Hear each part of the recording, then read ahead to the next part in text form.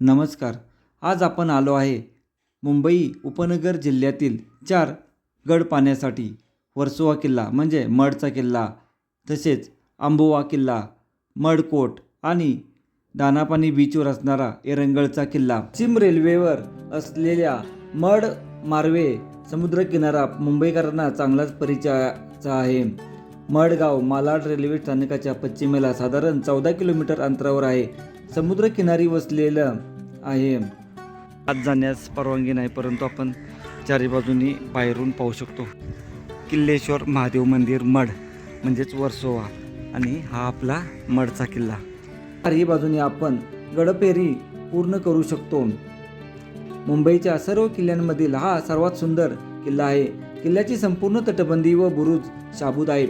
मालाड पश्चिम होणाऱ्या बेस्टच्या बसेस आहेत. आता आपण मडच्या किल्ल्याच्या मागच्या बाजूस पाहण्यासाठी आलेलो आहे. किल्ल्याच्या मागे पाहू शकतो मड आयलंड किल्ला आहे. पोर्तुगीजांनी हा किल्ला बांधला. किल्ल्याच्या 2 बाजूस समुद्र असून उर्वरित बाजूस जमीन आहे. पोर्तुगीजांनी या किल्ल्याचा उपयोग वर्सोवा मार्वे खाडीवर नजर ठेवण्यासाठी केला, तर ब्रिटिशांच्या काळात या किल्ल्याचा वापर तुरुंग म्हणून झाला. आपण आल्यानंतर या ठिकाणी आपल्याला या अशा इथं वस्तू पाहायला भेटते.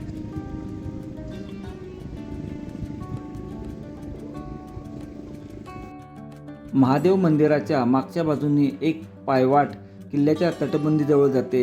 येथे काही नवीन व काही जुनी पोर्तुगीजकालीन बांधकामे पाहण्यास मिळतात. या पायवाटेने तटबंदी व बुरुजाच्या कडेने आपण किल्ल्याच्या बाहेरून फेरी मारू शकतो.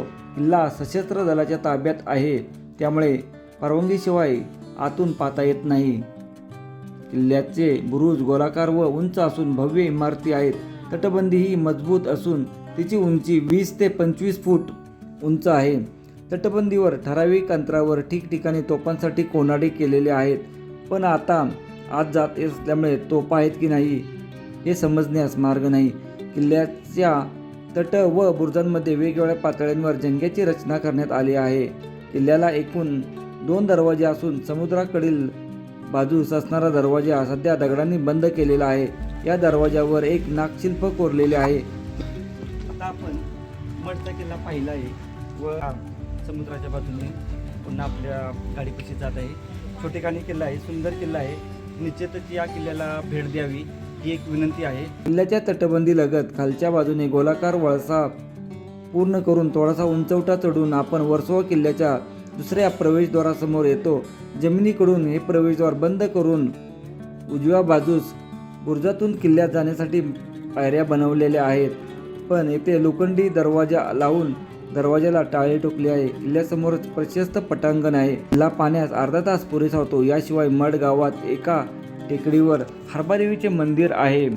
त्यातील काही मूर्ती प्राचीन आहेत. मड म्हणजे पोर्तुगीजांच्या ताब्यातील साष्टी बेटाचे दक्षिण टोक. या बेटात 66 गावं होती, म्हणून 66 व त्याचा अपभ्रंश साष्टी असा झाला. माहीम वर्सोवा खाडीमुळे मुंबई बेट मुख्य जमिनीपासून वेगळी झाली आहेत. या खाडीमार्गे चालणाऱ्या व्यापारामुळे इतिहासात या भागाला खूप महत्त्व होते. पोर्तुगीज व ब्रिटिश यांच्यामध्ये असलेल्या व्यापारी स्पर्धेमुळे त्यांच्यातील तेढ मूळ धरून होती. त्यामुळे पोर्तुगीजांच्या ताब्यात असलेल्या साष्टीचं मुख्य समुद्रावरून होणाऱ्या आक्रमणापासून संरक्षण करण्यासाठी त्यांनी टिहाळणीसाठी बेटाच्या समुद्रात शिरलेल्या भुशिरावर 1600 साली मडचा किल्ला बांधून ह्या भागाच्या रक्षणाचा कायमचा बंदोबस्त केला. पुढे याचा उपयोग ब्रिटिशांच्या ताब्यातील मुंबई बेटांना शह देण्यासाठी झाला. 1737 साली मराठ्यांच्या वसई आक्रमणाच्या वेळी या किल्ल्याभोवती बरीच आरमारी युद्ध झाली. खंडोजी मानकर या चिमाजी अप्पाच्या सरदाराने या किल्ल्यावर 1737 साली 2 वेळा हल्ला चढवल्याची नोंद आढळते. यावर्षी पूर्ण साष्टी जिंकूनही वांद्रे व वेसावे हे किल्ले मराठ्यांना जिंकता आले नाहीत, पण 1739 च्या स्वारीत मराठ्यांनी हा किल्ला जिंकला. वसई मोहिमेत हा परिसर मराठ्यांच्या ताब्यात आला आणि पोर्तुगीजांचे या भागातून उच्चाटन झाले. नंतरच्या काळात हा किल्ला इंग्रजांच्या ताब्यात गेला, असा हा ऐतिहासिक याची माहिती आहे. किल्ला पाहण्यासाठी अर्धा तास लागतो. खूप सुंदर किल्ला आहे, भव्यदिव्य आहे. व याच्या बाजूला हरबादेवीचं मंदिर आहे. तसेच गावामध्ये एक मठचा कोट आहे, तोही पावा. तसेच पुढं गेल्यानंतर एरंगळ गावामध्ये आपणाला एक बुरुज, तो भुईकोट किल्ला पाहण्यास भेटतो. तसेच आंबोवा या बेटावर सुद्धा आपणाला एक कोट आहे. आता आंबोवा किल्ला पाहण्यास आलो आहे. हा किल्ला पाहण्यासाठी तालुका मालाड व जिल्हा मुंबई उपनगर इथे हा किल्ला आहे. तो किल्ल्यावर आता जास्त अवशेष राहिले नाही, फक्त हे जे पुढील आहे मोरेकट टावर एवढंच राहिलेलं आहे. या बेटावर किल्ला होता, परंतु सध्या हा एकमेव बुरुज शिल्लक राहिलेला आहे.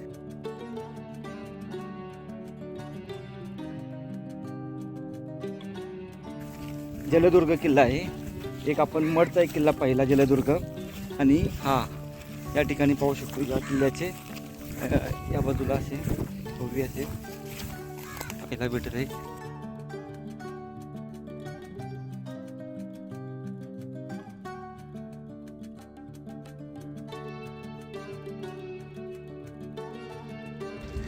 आंबोवा फोर्ट पाहण्यासाठी आपण आता जात आहे बोटीने.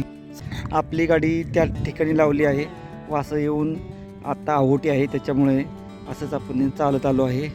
व या जेटीने आपण पुढे जाणार आहे. बोट ती पाहू शकतो, ती येते आपल्यासाठी. आणि समोर त्या बेटावर आपला किल्ला आहे.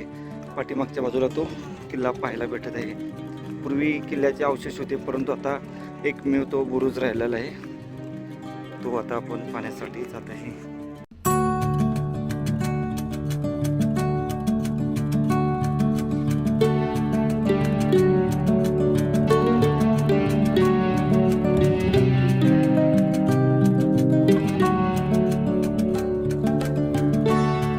झाडे उगवली आहेत. 25 फूट उंचीच्या या गोलाकार आकाराच्या बुरुजाच्या बांधणीसाठी ओबडधोबड दगड, चिकलमाती, शंख शिंपले यांचा वापर करण्यात आला आहे. तर झरोके व खिडकी वजा दरवाजा बांधण्यासाठी घडीव दगडाचा वापर केला आहे. या बुरुजावर 15 फूट उंचीवर 2 बाय 3 फूट आकाराच्या 6 खिडक्या असून त्या उंचीवर बुरुजात जाण्याचा दरवाजा आहे. दरवाजा उंचावर असल्याने बुरुजात जाण्यासाठी शिडीचा वापर केला जात असावा. बुरुज आतील बाजूने पोकळ असल्याने या बुरुजातच राहण्याची सोय असावी. आंबोवा किल्ल्याच्या आतील भागात आपण आता आलो आहे.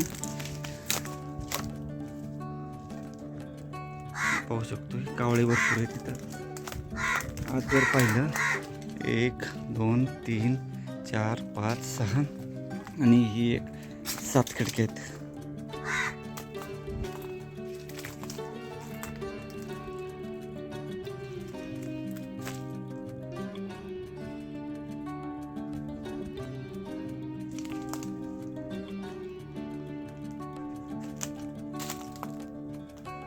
आग्या मावळ सुद्धा आहे. अतिशय सावध आपल्याला इथं दिलं पाहिजे. पटकन अडचण खूप येतं.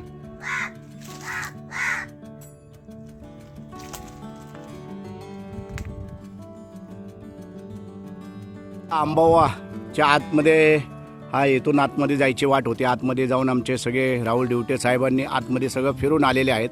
आणि आता अतिशय सुबकपणे ते खाली उतरत आहेत. बघा, धरायला कुठलीही जागा नाही आहे, पण अतिशय चपळाईने ते ही गोष्ट आत्ता करत आहेत. बघा कसे अतिशय व्यवस्थितपणे उतरत आहेत. खतरनाक अशी ही वाट आहे वरती बुरुजाच्या आतमध्ये जाण्यासाठी. अपूर्ण फिरून आता ते आतमध्ये आलेले आहेत आणि कसे छान पद्धतीने ते खाली रॅपलिंग करून उतरलेले आहेत. जबरदस्त आलेलो आहे मड कोठ हा पाहण्यासाठी, जो येतो मड गावात. पाहू शकतो छोटेखानी किल्ला आहे, जास्त वास्तू नसून ही एक वास्तू राहिलेली आहे. किल्ला होता, परंतु सध्या याचे थोडेच अवशेष शिल्लक राहिलेले आहेत. माडी बोलतंय त्याला. मध्ये आल्यानंतर ह्या रस्त्याने जायचे आपल्याला. ही समोर वास्तू पाहायला भेटते अशी मडकोटाची.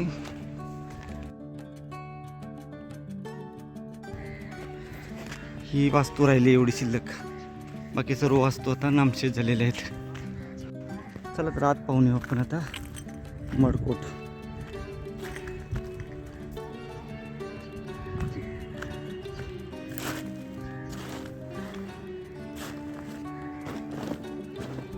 मड हे गाव मालाड रेल्वे स्थानकापासून पश्चिमेला सुमारे 12 किलोमीटर अंतरावर समुद्रकिनारी वसलेले आहे. कोटाची वास्तू पाठीमागं पाहू शकतो आपण. सुंदर अशी ही मड कोटाची आहे.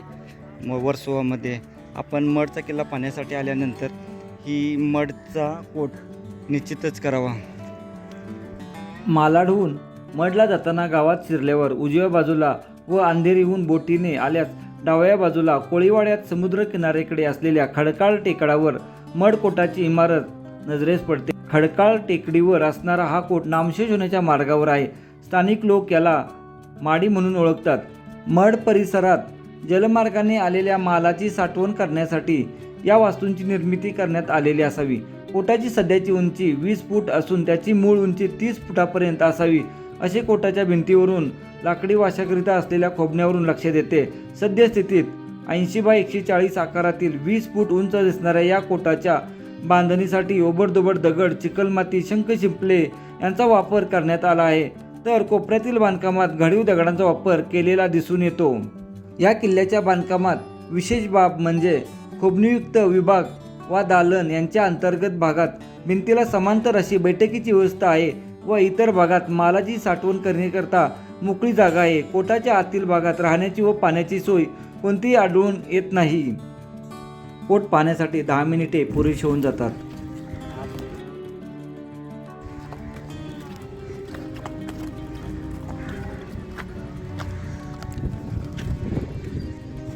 आता आपण मडकोट पाहिला आहे. ही वास्तू मडकोटची आहे. या बाजूला आंबोवाचा किल्ला आहे. बेटावर किल्ला आहे आंबोवाचा. तसेच आपण मडचा किल्लाही पाहिला व हा मडचा कोट आता आपण पाहत आहे. अतिशय सुंदर आहे. थोडेच अवशेष शिल्लक आहे त्याचे, परंतु सुंदर आहे. एरंगळ हा किल्ला पाहण्यासाठी आलेलो आहे. जो येतो एरंगळ गावात व जिल्हा मुंबई उपनगर येथे हा किल्ला येतो. पाठीमागं पाहू शकतोय या किल्ल्याचा हा एकमेव असा बुरुज पाहायला भेटत आहे. सुंदर आहे. आणि हा दानापानी बीच. मडला आल्यानंतर हा किल्ला आपण जरूर पाहावा ही एक विनंती आहे. खूप सुंदर आहे, परंतु याचे आता हा एकमेव अवशेष शिल्लक राहिले. नेव्हीच्या अंडर आहे हा.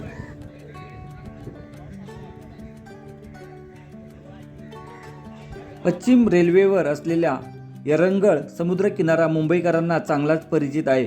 एरंगळ गाव मालाड रेल्वे स्थानकाच्या पश्चिमेला सुमारे 12 किलोमीटर अंतरावर समुद्रकिनारी वसलेले आहे.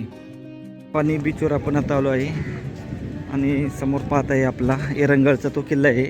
ही नेव्हीचं ऑफिस आहे. नेव्हीच्या ऑफिसच्या बरोबर समोरच्या लास्टला आपला किल्ला आहे. जाण्यासाठी 5 मिनिटं लागतात. एरंगळ गावाच्या अगोदर 1 किलोमीटर अंतरावर दानापानी समुद्र किनारा आहे. दानापानी समुद्र किनारा संपतो तेथे सशस्त्र दलाचे कुंपण दिसते. या कुंपणाला लागूनच समुद्र किनाऱ्याकडे असलेल्या खडकाळ भागात एरंगळ बुरुज पाहावयास मिळतो. हा बुरुज म्हणजे गोलाकार आकाराचा टिहाळणीचा एकांटा शिलेदार. या बुरुजाचे इतिहासातील नाव माहीत नसल्याने हा एरंगळ बुरुज म्हणूनच ओळखला जातो. समुद्राच्या खडकाळ भागाच्या मध्यभागी असणारा हा बुरुज नामशेष होण्याच्या मार्गावर आहे. सद्यस्थितीत 10 ते 12 फूट उंच दिसणाऱ्या या गोलाकार आकाराच्या बुरुजाच्या बांधणीसाठी ओबडधोबड दगड, चिखल, माती, शंख शिंपले यांचा वापर करण्यात आला आहे. तर वरील भागातील बांधकामात घडीव दगडांचा वापर केलेला दिसतो. बुरुजावर घंटा बांधण्यासाठी असलेला मनोरा हे खास पोर्तुगीज स्थापत्याचे वैशिष्ट्य या बुरुजावर दिसते. वर चढण्यासाठी पायऱ्या नसल्या तरी हाताची मदत घेऊन वर चढता येईल. बुरुज छोटा असून बाहेरूनच 10 मिनिटात पाहून होतो. एकेकाळी पोर्तुगीजच्या ताब्यात असलेल्या उत्तर कोकणातील प्रदेशात या परिसराचा समावेश होतो. हा परिसर मराठी भाषेत फिरंगणा या नावाने ओळखला जात असे. फिरंगणातील बहुतेक किल्ले हे पोर्तुगीजांनी उभारलेले आहेत. या किल्ल्याची काही स्थापत्यशैली होती. फिरंगणाचा इतिहास लक्षात घेता किल्ल्याचे जे प्रयोजन होते ते साध्य करण्यासाठी काही ठिकाणी बुरुजाची तर काही ठिकाणी चौक्यांची योजना पोर्तुगीजांनी किल्ल्याचे लक्षात येते. आपला एरंगळचा किल्ला आहे. आता हा नेव्हीच्या अंडर आहे. त्याच्या फक्त एकच राहिलेला आहे. समोरच्या बाजूस आपला धारावीचा किल्ला आहे. समोर खाडीच्या पलीकडे धारावीचा किल्ला आहे. धारावीच्या किल्ल्यावर लक्ष ठेवण्यासाठी या किल्ल्याचा उपयोग केला गेला असावा. एवढाच हा बुरुज राहिलेला आहे. एरंगळ गावाचे रक्षण करण्यासाठी पोर्तुगीजांनी या बुरुजाची निर्मिती केली होती. याचा वापर खाडीच्या वाहतुकीवर मार्गावर देखरेख करण्यासाठी आणि आलेल्या नौकांना व लांब पल्ल्याच्या तोफांच्या साहाय्याने अटकाव करण्यासाठी होत असावा. साधारण 16व्या शतकात मड भागातील इतर गडीकोटांबरोबर हाही बुरुजांनी बांधला. हे सगळे लहान आकाराचे कोट, टेहळणी बुरुज व लांब पल्ल्याच्या तोफा यांचा वापर करत पोर्तुगीजांनी उत्तर कोकणात आपले साम्राज्य वसवले. इसवी सन 1739च्या वसई मोहिमेत हा परिसर मराठ्याच्या ताब्यात आला आणि पोर्तुगीजांचे या भागातून उच्चाटन झाले. या बुरुजाविषयी कोणतीही माहिती उपलब्ध नाही.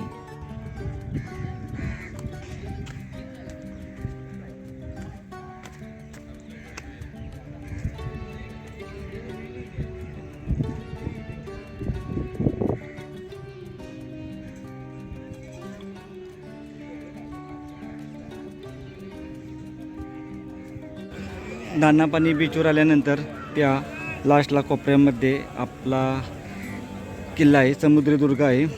समोर धारावीचा किल्ला आहे त्या ठिकाणी